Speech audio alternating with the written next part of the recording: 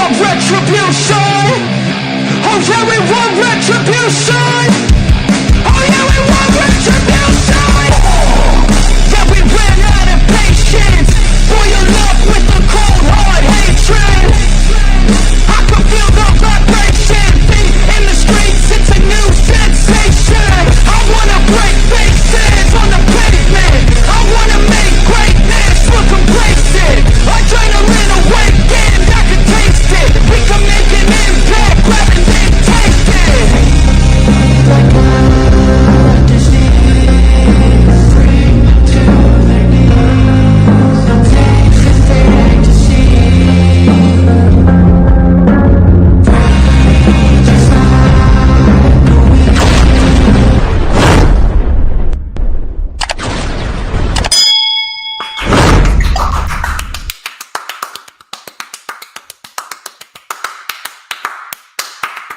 Ladies and gents, I am the one and only DJ Storms, and I would like to welcome each and every single one of you back here to the channel. We're here streaming on a very special Thursday night, as we are just 6 days away from my personal favorite holiday, Christmas. And trust me, I know what everyone wants for Christmas, because all you want for Christmas is me. Well, now you're getting me.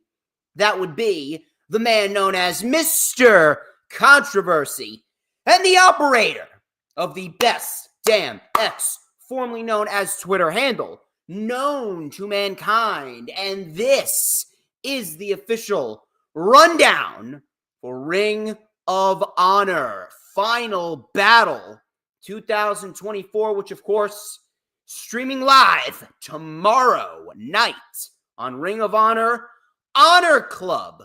Exclusively on Honor Club from the Hammerstein Ballroom. I'm actually kind of disappointed that I'm not going to be at any of the shows in the Hammerstein Ballroom. I wanted to visit Hammerstein Ballroom because I heard it's a great fucking venue.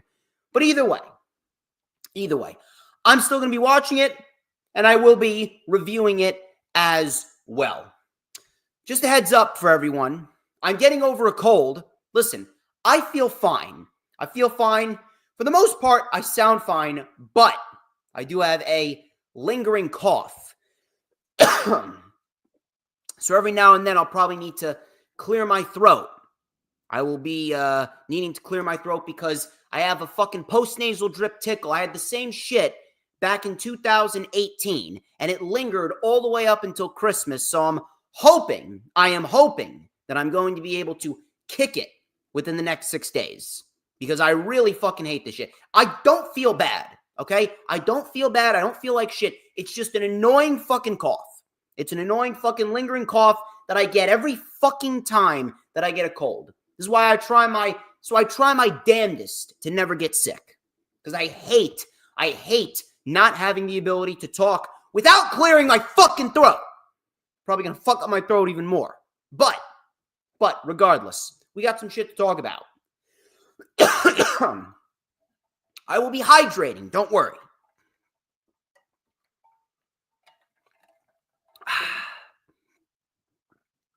But we got Hooligan and James Punisecka in the chat. Thank you very much for stopping on by. I greatly appreciate you.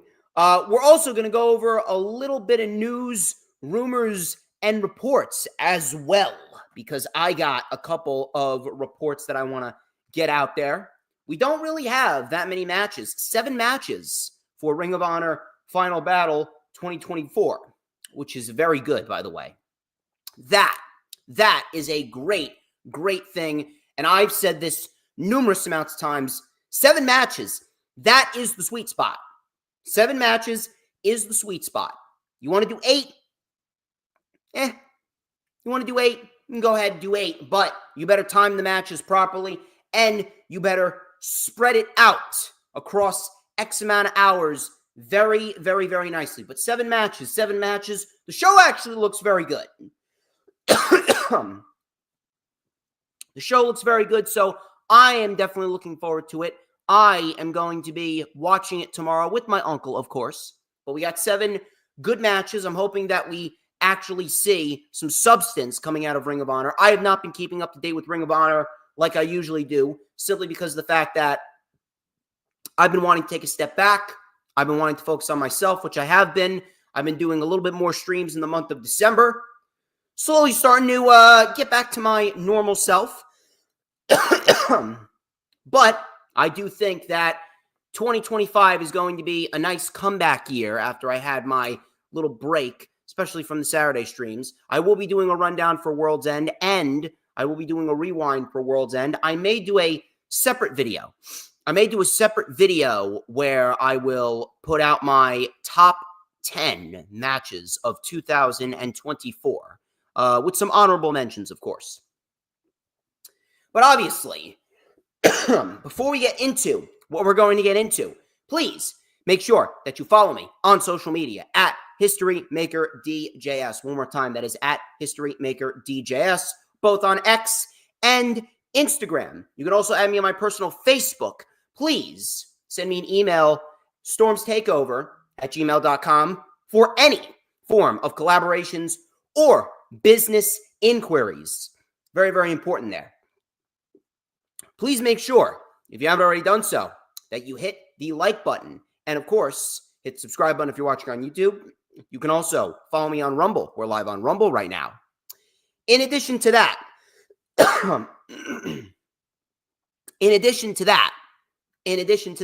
please make sure, if you haven't already done so, you donate to my Venmo or my Cashapp. My Venmo is at DJ Storms. My Cashapp is the DJ Storms. And if you want to, you can get yourself some DJ Storms merchandise for Christmas, whether it be wristbands, whether it be t-shirts, or, of course, the greatest piece of merch that you will ever own, the DJ Storms Switchblade comb. And just like me, you could be so good. Even with a fucking cough, even with post-nasal drip, I can still hit it like no one can, like nobody can. You know why? Because I'm scrumptious, because I'm tasty, because I am the most delicious snack in the IWC, and everybody wants a piece of the Storms Meisten. If you get yourself one of these, everybody's going to want a piece of you.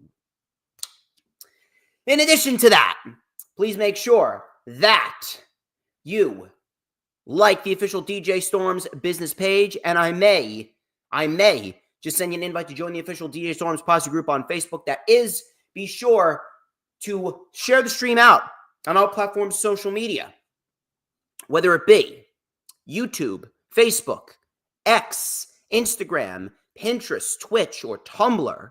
I got Cashapp like a year ago, motherfucker. I told you. Where were you? In addition to that, please make sure when you hit the subscribe button, to me, you hit the notifications bell with a huge coup de grace, because that way you will know whenever I pop up on YouTube. Because whenever I pop up on YouTube, baby, it is the best motherfucking time to be on YouTube. And yes, Hooligram, I did. You forgot. Listen, you're talking to the motherfucker that remembers everything. I remember everything. When you have a bad memory when it comes to dates and matches and shows in wrestling, who's the guy to tell you what happened on said day in professional wrestling history? Me. So do not tell me that I didn't tell you. Anyway. Yes, I did, brah. It's the DJ Storms. You want merch? Hit me up. Anyway. I got my fucking phlegmy cough, and I need to get to the news, rumors, and reports. There's a few that I want to go over. Yes, Danielle, I see you right there. I see you, Dee. Yes, I did miss you. I texted you. I wanted to talk to you a minute, but you never responded. Anyway. Let's go over a couple of news, rumors, and reports.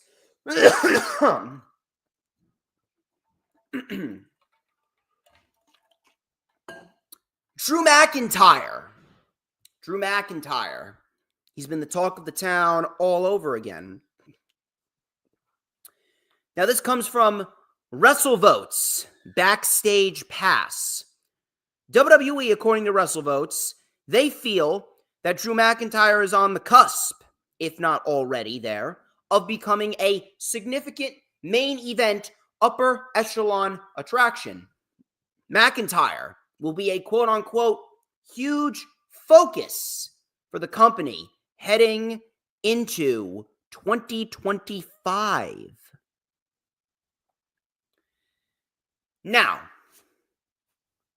I'm all for that. Don't get me wrong. Drew McIntyre is fucking awesome.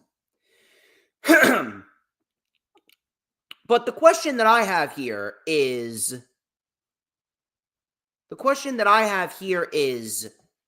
where exactly is he going in 2025? I have no problem with Drew McIntyre being a big deal and a main focus in 2025. However, I heard the same report regarding Finn Balor and how Finn Balor was supposed to receive a sustained push going into the new year. Now, I don't know what sustained push or huge focus means to you guys, but if we're looking based on the last year, right? If we're looking based on the last year, Drew McIntyre and Finn Balor have been major focuses. Finn Balor has been a major focus for the last several years with the Judgment Day. Meanwhile, Drew McIntyre gave us the best feud in all of WWE in 2024. And it all happened by accident. Finn Balor with the Judgment Day, he received a sustained push there. And then on top of that, with Drew McIntyre, a fucking accidental tricep injury brought us the greatest feud that WWE has done all year in 2024. Punk was supposed to get Rollins. Punk was supposed to get Rollins at WrestleMania. He was probably going to fight Drew at the Chamber in a one-off match. But no, the tricep injury rewrote the plans and gave us 3 great fucking matches with Punk and Drew. Now, I don't know what sustained push or huge focus means to you guys, but when I hear sustained push and huge focus, I think world champion. And when I look at the current landscape of WWE right now, where is there going to be room for Finn Balor as a world champion? Where's there going to be room for Drew McIntyre as a world champion? Where's there going to be room? I don't know. See, the problem I have is with what WWE has in front of them, especially with Gunther as the world champion, do you honestly believe that they're going to be pushing Finn Balor or Drew McIntyre over a Gunther right now? What about Braun Breaker? He's coming up through the rankings quicker than anyone could have ever imagined. He could very well be the one to take the title off of Gunther in due time. What about Penta? Penta supposedly is showing up on the first night on Monday Night Raw on Netflix. Roman Reigns is now going to Monday Night Raw. Is Finn Balor going to go to SmackDown? Is Drew McIntyre going to go to SmackDown? I don't know. You see, the biggest thing that we could possibly see from Drew would probably be a match against Gunther or a match against Roman, or maybe they go back to Punk again. But I don't know. I honestly don't. Drew McIntyre, at this stage of the game, he is doing some of the best work of his entire career. I think that is very obvious to those that actually watch the show and pay attention. But the problem is, with the report from WrestleVotes coming out that Drew's going to be a huge focus, what does that mean? Because Drew was a huge focus this year. Drew was a huge focus in 2024. Matter of fact, Drew McIntyre, he delivered perhaps the best thing on all of main roster television, better than what Gunther was doing and better than what Cody Rhodes was doing. Drew McIntyre was outshining the 2 world champions. So if Drew's not going to become the world champion in 2024, which I don't think he will, where's he going to go? The biggest thing that I could see is either another match with Punk or another match with Roman. He could very well fight Gunther, but he's not going to win. Where are they going to go with Drew McIntyre? That's just something that we're going to have to keep our eyes peeled for.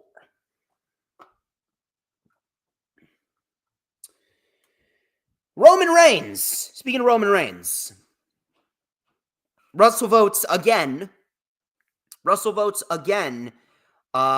They came out with a report regarding Roman Reigns and Solo Sikoa. Solo Sikoa, the fake tribal chief. The wannabe tribal chief. The tribal chief that never was the tribal chief. The non-threatening, non-credible tribal chief. Now they want to make shit all fancy, right? Now they want to make shit all fancy. It's for the Ulafala. Tribal chief versus tribal chief. Who gives a shit? Russell Votes. They reported that there is a current idea within the WWE to introduce the undisputed Tribal Chief Championship for the Roman Reigns Solo Sikoa rivalry at some point. I have one question. Why? Do we really need another championship? You just introduced the Women's United States and the Women's Intercontinental Championship. 2 mid-card championships for the women that aren't needed. 2 mid-card championships that will more than likely be used as consolation prizes while we see the same fucking women fight for the Women's World Championship and the WWE Women's Championship. How many fucking times are we going to have to sit through Rhea Ripley and Liv Morgan? Oh, but it's all about the story. In the words of The Rock, fuck your story. Give me new blood. Give me new stars. Fuck your story. Give me great matches and fresh faces. I don't give a fuck about story. Give me substance. Substance, not story. This is not a fucking play. It's a fucking sport. Give me reason. Give me substance. Don't give me a fucking 9, 10, 11-month story unless you're going to give me something along the lines of Punk and McIntyre. And Rhea Ripley and Liv Morgan is not Punk and McIntyre. Solo Sikoa and Roman Reigns had the potential to be great. That feud had the potential to be great. And what did they do? What did WWE do? WWE does what they do more than likely. More times than not, WWE drops the ball. And it's not because they're overwhelmed and they're doing too much. Tony Khan is doing too much. We already know that. Tony Khan has done way too much by himself. He needs help. He needs to delegate responsibilities. I say it every fucking time. If Tony Khan did that, then the substance and the structure with AEW would be a lot better. But WWE has no excuses. This is why I'm harder on WWE in this one sense, because they got the resources.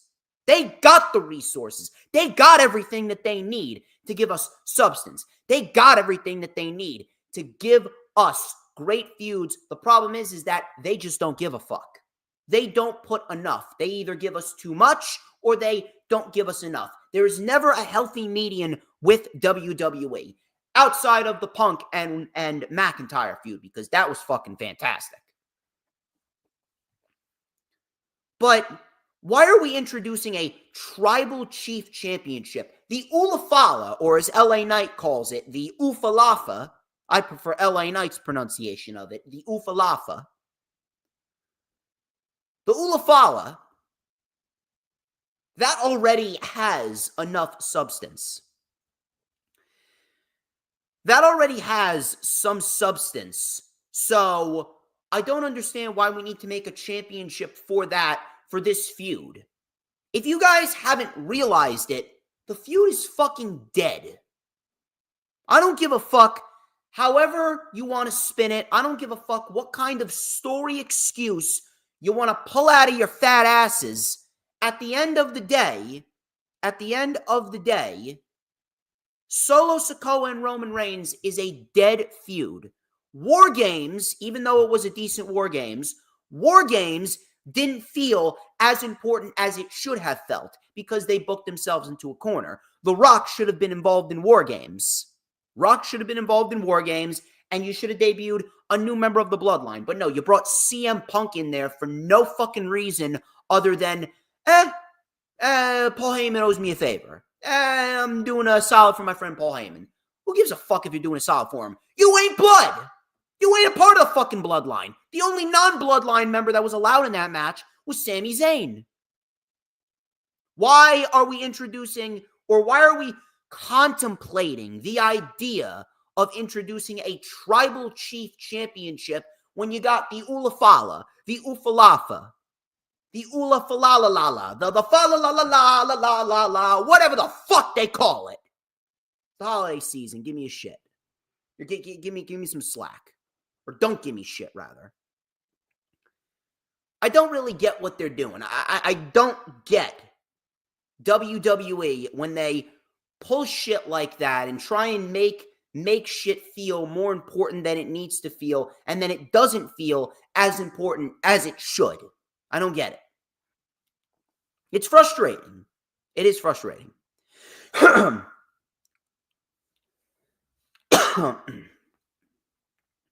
Roman Reigns and Solo Sikoa, they're fighting on January 6th, the first Monday Night Raw on Netflix in Los Angeles, California.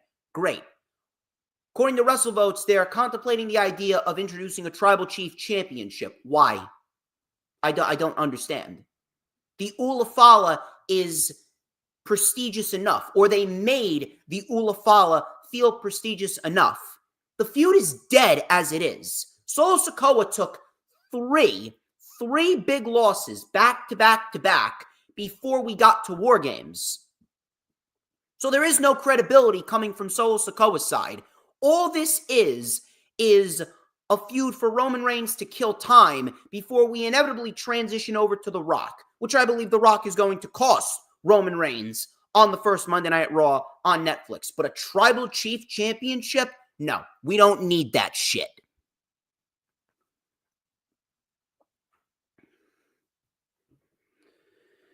Anyway, we're done talking about a fucking Ufalafa.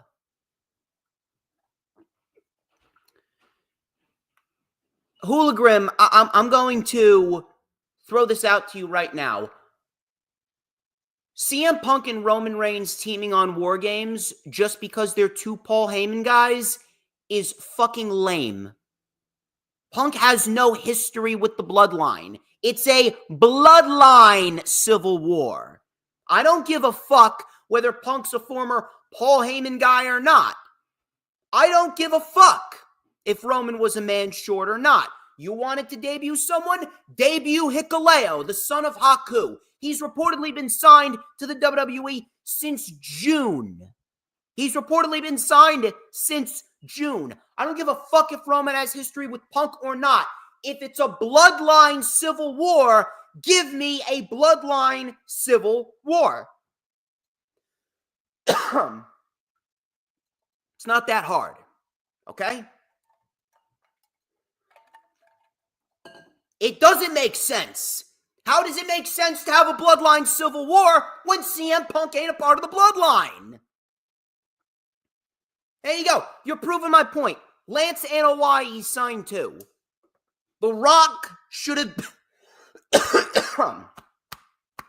Fucking cough's going AWire again. The Rock should have been involved on Solo Sikoa's side. If Roman needed a fifth guy, Lance Anoa'i or Hikuleo. I suspend my disbelief every single time, Hooligram, but when shit don't make sense, I'm going to say it doesn't make sense. I called out AEW back during the build towards All In when they had MJF and Will Ospreay flip-flop the International Championship, even though they had two great matches. I called them out on that. I'm calling WWE out on this. I am fair with both companies. If Lance is injured, fine. But Hikuleo ain't.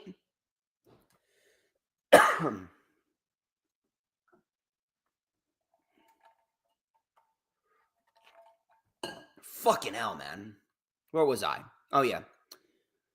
Kenny Omega. Let's switch over to AEW here for a slight minute. Kenny Omega. Supposedly, he could be coming back as soon as next Saturday.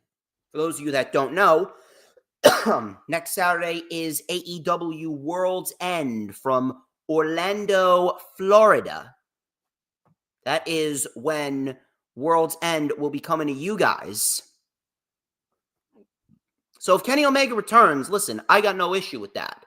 Maybe Kazuchika Okada is going to win the whole thing in the Continental Classic, and maybe we could see Kenny Omega return right after. Maybe we could be building towards Grand Slam in February, Kenny Omega coming back, and he fights Okada. If anything, that's what I'm going to do.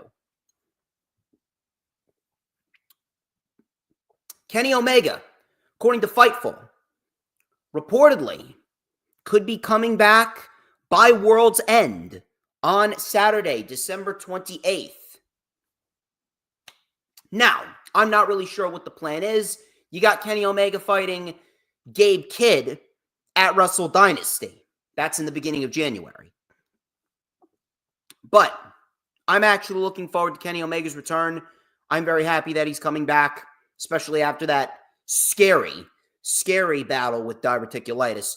But if he's going to come back at World's End, here's what I'm going to do. I'm having Okada retain the Continental Championship. Omega comes back, and then we start the build towards Grand Slam in Australia, where we get Kenny versus Okada for the Continental Championship in February, and that's how you kick off the pay-per-view calendar.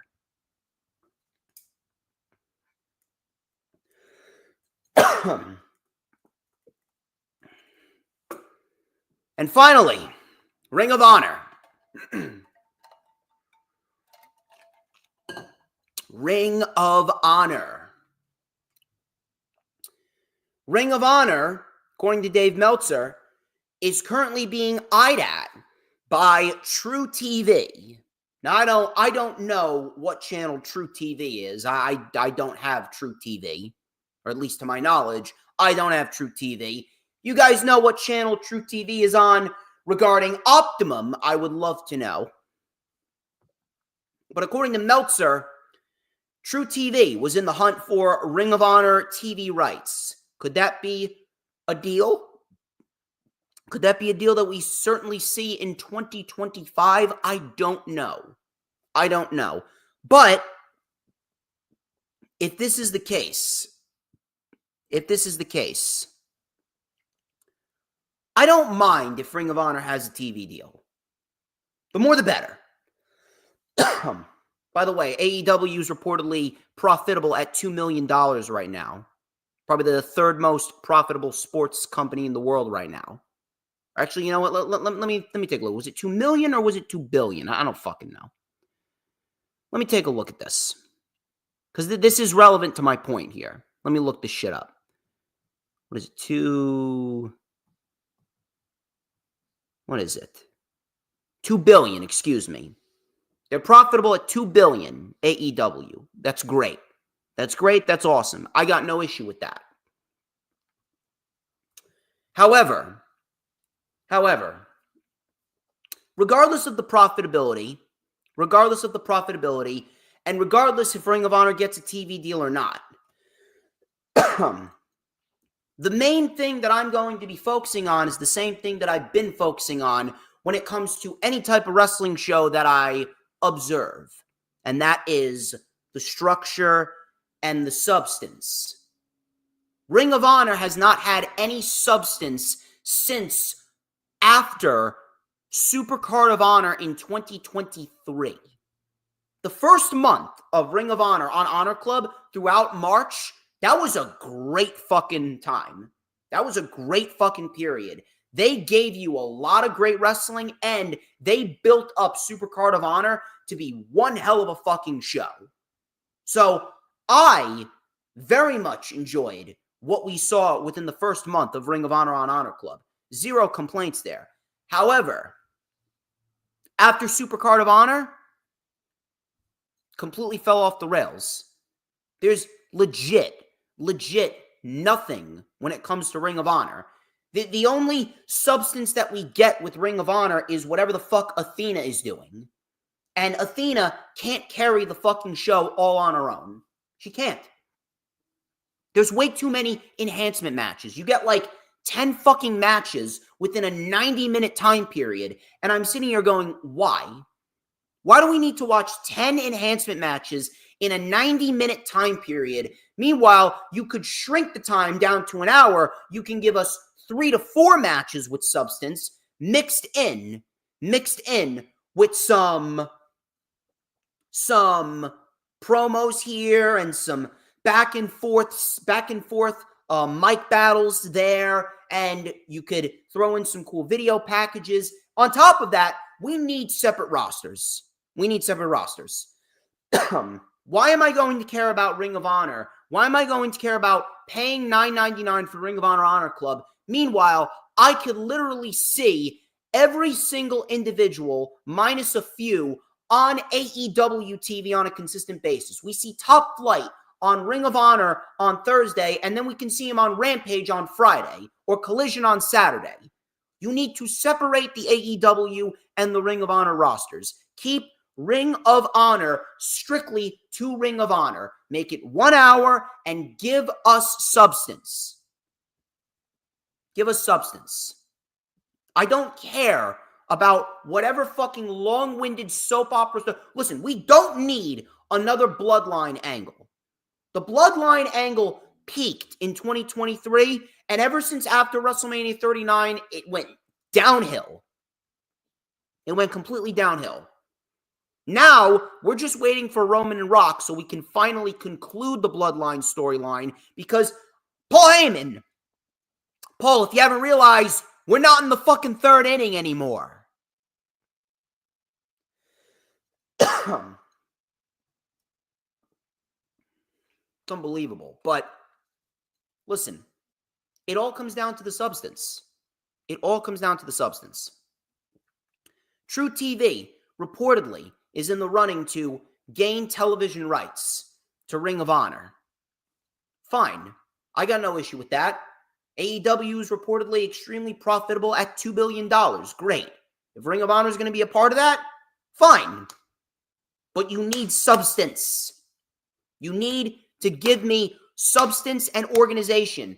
We can't be watching 10 fucking matches within a 90-minute time period on Ring of Honor TV. What are you going to do?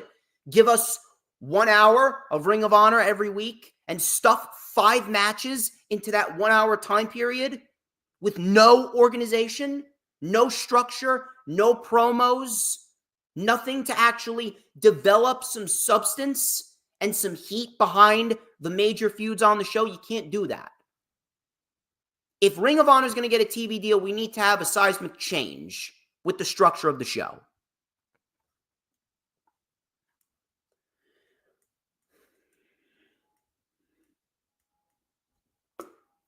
Those are your news, rumors, and reports. Yes, James Punisecki, we do need long quality matches, but we need long quality matches, but we don't need 10 of them within a 90-minute time period. If you want to do long quality matches and you have a 1 hour time period, 3 matches within 1 hour mixed in with some promos and segments here and there.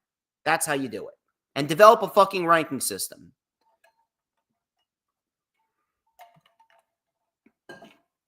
Anyway, those are your news, rumors, and reports. Hope you guys are having a fun time. As this cough continues to annoy the fuck out of me, we are going to get into the matches.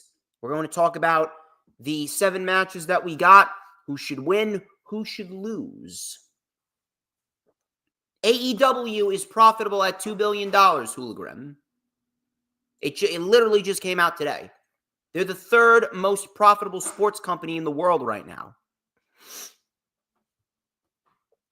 With everything that they built and the television deal that they got, they're profitable at $2 billion right now. Or they're worth $2 billion, rather. I think that they got a hefty amount of profitability, but yeah, they're worth $2 billion right now. AEW. Anyway.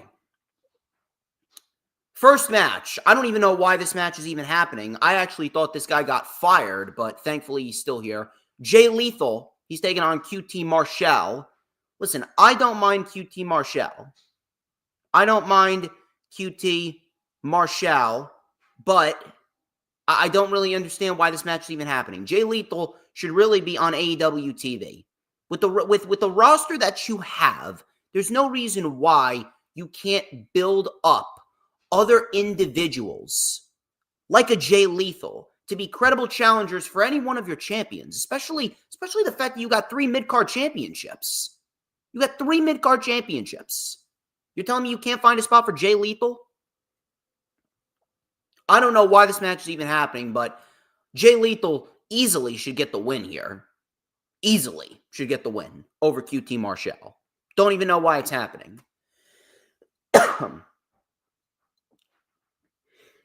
The Sons of Texas. This is Dustin Rhodes and Sammy Guevara. Sammy Guevara is another one that should be on AEW TV, but he is on Ring of Honor TV consistently now. So it looks like him and Athena, the Texas children, they seem to be on Ring of Honor TV consistently. The Sons of Texas, Dustin Rhodes and Sammy Guevara, they are defending the Ring of Honor World Tag Team Championship in a Texas bull rope match against the Righteous, that being Vincent and Dutch, which I don't have a problem with at all. I just wish that they would actually put some more focus into the tag team division on both companies, whether it be Ring of Honor or whether it be AEW, because we could absolutely see tag team revitalization. You have some great tag teams on Ring of Honor. Sons of Texas, Undisputed Kingdom. You want to put the Righteous in there. Shane Taylor Promotions, right? The Outrunners. Top Flight can be on there every now and then, right? Whatever fucking luchador tag team you want to put on there. Fucking Commander and Bandito. Whatever the fuck you want to do there. La Facción Ingobernables, if you want to put them on there if they're not on AEW TV. A lot of different tag teams that you could spice up the division with, and you can really spice up the concept of tag team wrestling with. Just doesn't really seem like they want to do much of anything with it. Now, do I think that this has the potential to be match of the night? Yeah, sure, of course. I mean, it's a fucking Texas bull rope match, and you know Dustin Rhodes is going to be fucking crazy in this. You know, Sammy Guevara is probably going to do something nuts. If anything, I wouldn't be shocked if Sammy Guevara fucking jumps off the fucking balcony. He's nuts.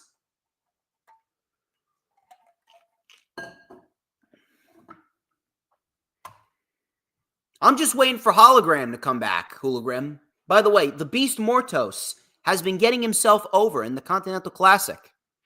The Beast Mortos, every single time I see him, he's getting more chants from the crowd every time that I see him. Gotta love the Beast Mortos. But the Sons of Texas. Sons of Texas, Dustin Rhodes and Sammy Guevara, I fully expect them to retain. There's no reason why. No reason why the Sons of Texas should be losing. I don't even know who. I, honest to God, don't even know who they're going to have the Sons of Texas lose them to. Maybe they do lose them to the Righteous, for all I know. Maybe I could be talking out my ass right now. We'll have to wait and see. But I got the Sons of Texas here. I got the Sons of Texas. No reason, to me at least, why Dustin Rhodes and Sammy Guevara should be losing. And I expect blood. I expect a lot of fucking crazy ass stunts, especially from Sammy Guevara. We'll see what happens there. Hey, listen, Hologram's undefeated, man. Your brother, your masked luchador brother is undefeated. I believe he's 19-0 right now. Where's his title match? Tony Khan, where the fuck is his title match?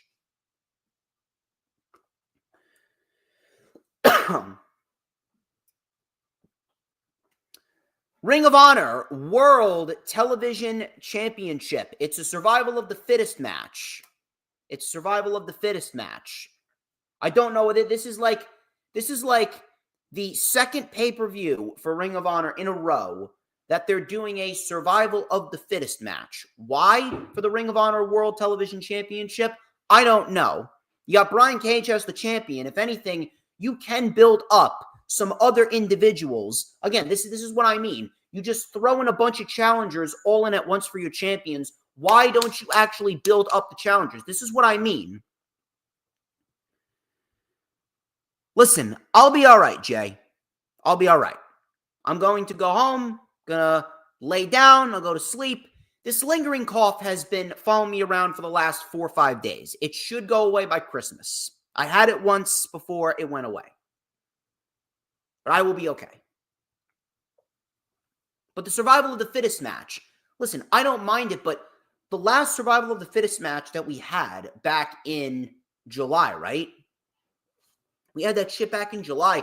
That survival of the fittest match was a fucking disappointment. It was lame. It just felt so rushed. It felt so uncoordinated. It didn't feel important at all.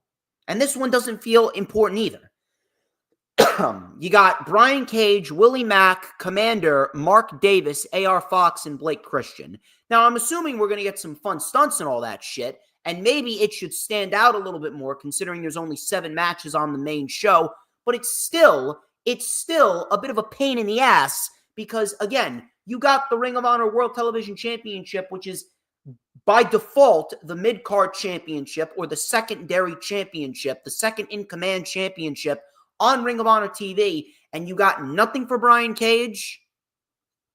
That's what I mean. Substance. We need substance. We need structure. This is not substance or structure. This is disorganization. Should it be fun? Sure, it should be fun. But still, I want substance.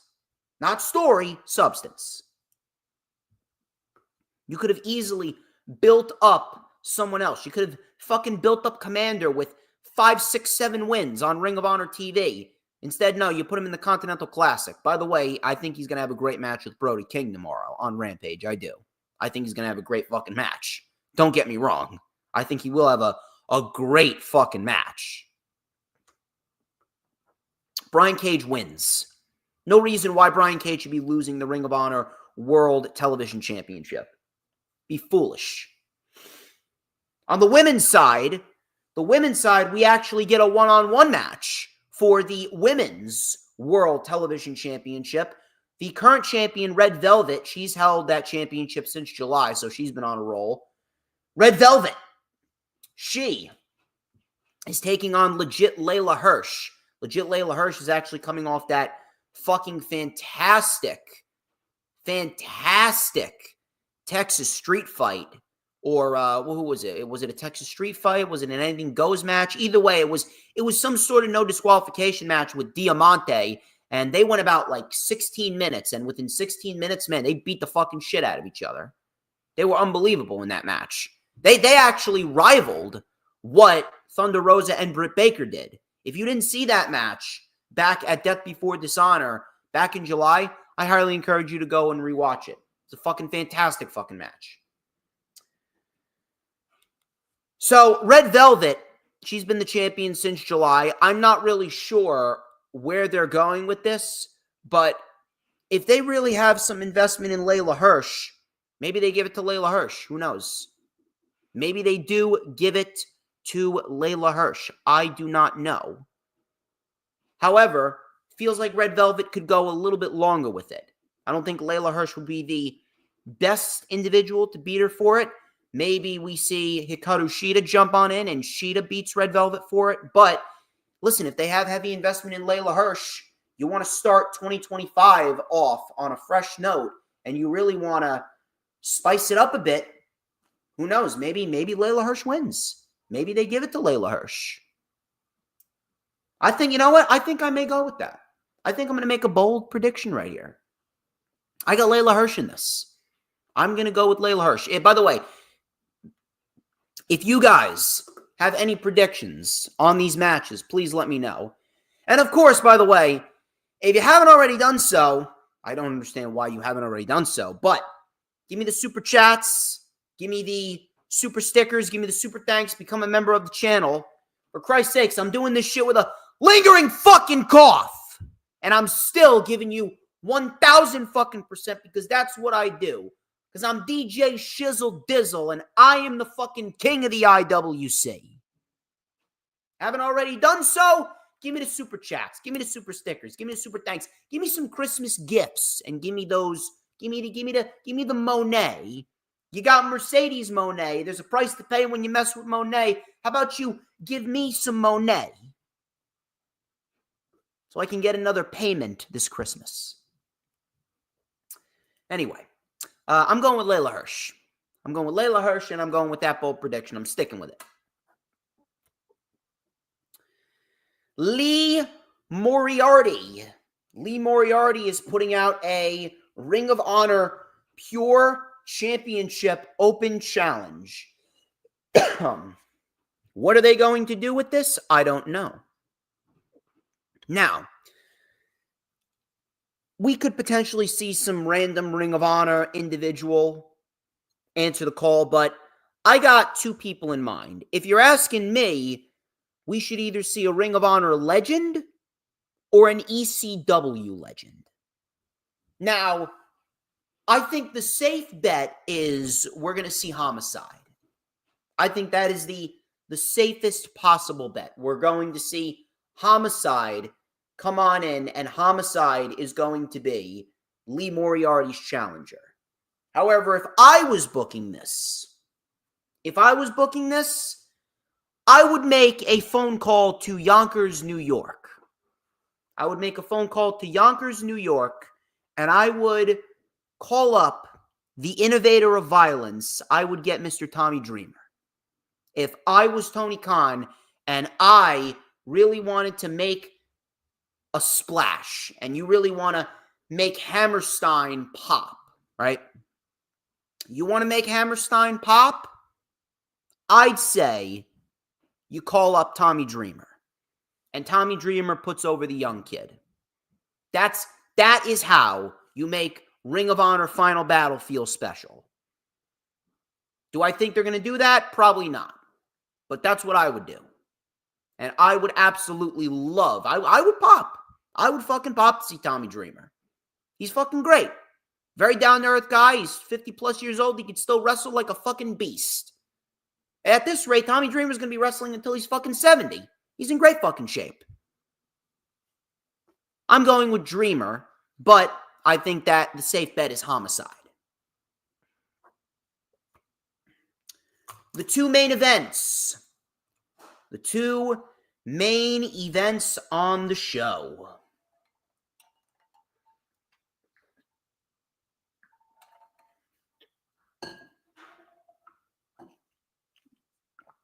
It's a rematch.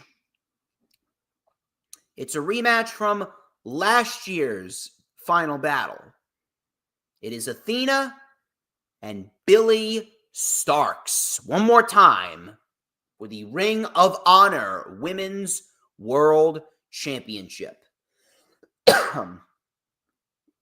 Which, by the way, Athena has surpassed 2 years as the Ring of Honor Women's World Champion. Love Athena, but it's time. Last year, I said that I don't think Billie Starks was going to win, and I didn't mind that Billie Starks didn't win last year because Athena was on a roll 1 year plus, and I didn't feel that Billie Starks was ready. Dude, this is only 7 matches. Hologram, it's only 7 matches. They're probably going to put some matches on 0 Hour, but that's 0 Hour. I'm talking about the main show. But Athena, she retained over Billie Starks last year at Final Battle.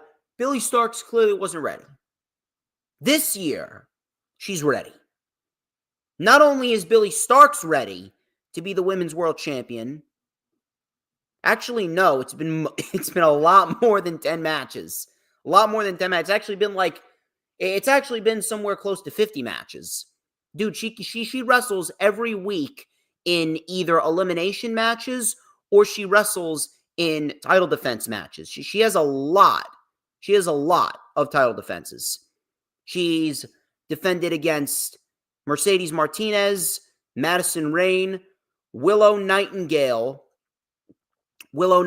twice, Kiera Hogan twice, Diamante, Red Velvet, Sky Blue, and plenty of other eliminator matches. Hikaru Shida was another one of them. Yuka Sakazaki was another one of them. Yes, I know all the shit. Queen Aminata as well. I know all of her title defenses, bruh.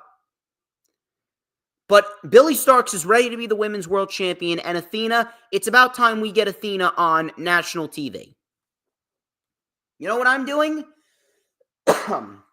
If it's not Jamie Hayter, or Toni Storm, I am having Athena lose to Billie Starks here, and I am calling up Athena to go one-on-one with Mercedes Moné for the TBS Championship at All In Texas.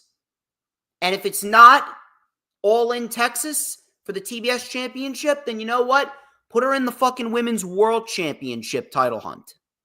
Put her in the fucking Women's World Championship title hunt, whether it's against Mariah, Jamie Hayter, Saraya, Mercedes, it don't fucking matter.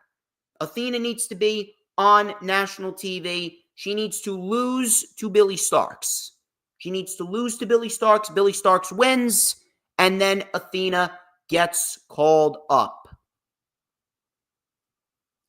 If not, I mean, she ain't ever fucking losing that championship. She's fucking retired. She's virtually the Roman Reigns of Ring of Honor. She's the Roman Reigns of fucking Ring of Honor. But if anything, Athena's been more entertaining than Roman Reigns. But yeah, Billie Starks gets the win. Hands down. Hands down, Billie Starks gets the win. Main event. Chris Jericho. Hi, guys. The Nueve. He's taking on always ready Matt Cardona. Now, rumor is that's going around is that Matt Cardona was offered an AEW contract. We don't know if he signed it or not. I don't know if he signed it or not, but I think that this match should be the deciding factor here. If anything, I'm not even going to bullshit you. I think Matt Cardona should take this one.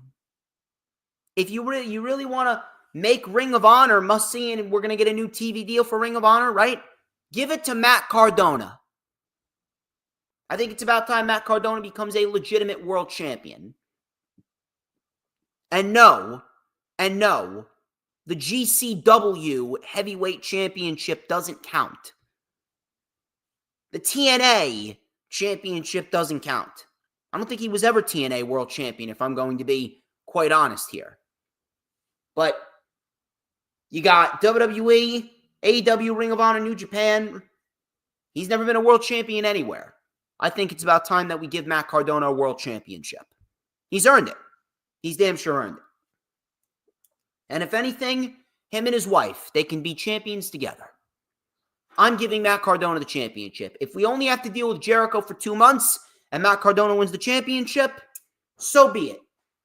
Give it to Matt Cardona, and Matt Cardona, he can do his thing on Ring of Honor. And Jericho, listen, I love Chris Jericho. I appreciate everything that Chris Jericho's done for the business and especially for AEW. I do.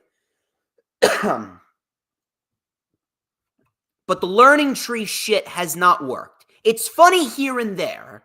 It's had a few funny moments, but how long has this shit been going on? Since April?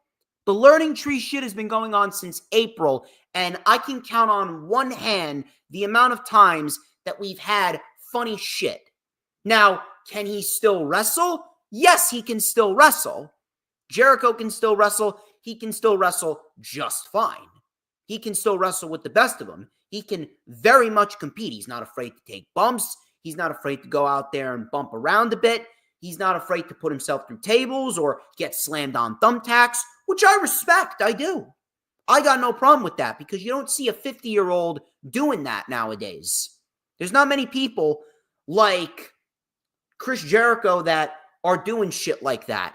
Is he a little bit slower? Sure, but he can still wrestle. But the problem is the gimmick. The gimmick is the problem. The gimmick's always been the problem. You can put him in the ring with anyone. He'll have a great match on any given night. But if the gimmick isn't working and the gimmick is making people want to change the channel, then guess what? You need a fucking break. I'm sorry. I like Jericho. I do. I think he's awesome. But the shit that he's doing right now, it's doing more for fucking Big Bill and Brian Keith, more so than it is Chris Jericho. The learning tree shit is a waste of time. All he is a good theme song and a catchphrase, hi guys. Outside of the hi guys, it lives and it dies with the hi guys. Lives and it dies with the hi guys. Cardona wins. It's about time that we get someone that is going to be a good representative for Ring of Honor consistently. And he doesn't need to be on AEW TV consistently either.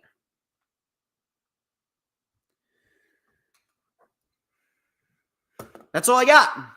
That is all that I got. A quick one. But I still pulled it off like a fucking boss. Still pulled it off like a fucking boss. Ladies and gentlemen, even with a fucking lingering cough, I pulled together some great shit like I always do. This has been the rundown. This wraps up the show. I would like to thank each and every single one of you for tuning on in. Thank you to Hula Grim. Thank you to DD. Thank you to James Punaseca. And I certainly hope that you enjoyed my rants here and there, my phlegmy cough rants. Hopefully I should be able to knock this shit out. Knock this shit out before Christmas because I want to have a very nice, relaxing Christmas. I think I could be having some nice ham for Christmas as well. But till then, thank you guys very much. Do not forget to like, comment, and subscribe. Check out all the links in the description. Be sure, if you have not already done so, please be sure to hit the subscribe button, hit the bell for all notifications, donate to Venmo, donate to my Cashapp, send me the super chats, the super stickers, the super thanks, become a member of the channel. Be ready because on 1:30 p.m. this Saturday, I'm back on Saturdays, bitch. I am back on Saturdays with the rewind. Not a rundown, a rewind. I will be doing the rewind for Ring of Honor Final Battle. Rewind for Ring of Honor Final Battle. I may throw in a little bit of news, rumors, and reports in there as well. And we're going to have a very fun time on Saturday afternoon as the long-awaited return, the King of Saturdays, is back. It's Saturday, and you know what that means. DJ Storms will be streaming. Till next time, I'm DJ Storms. This has been The Rundown. But before we get out of here,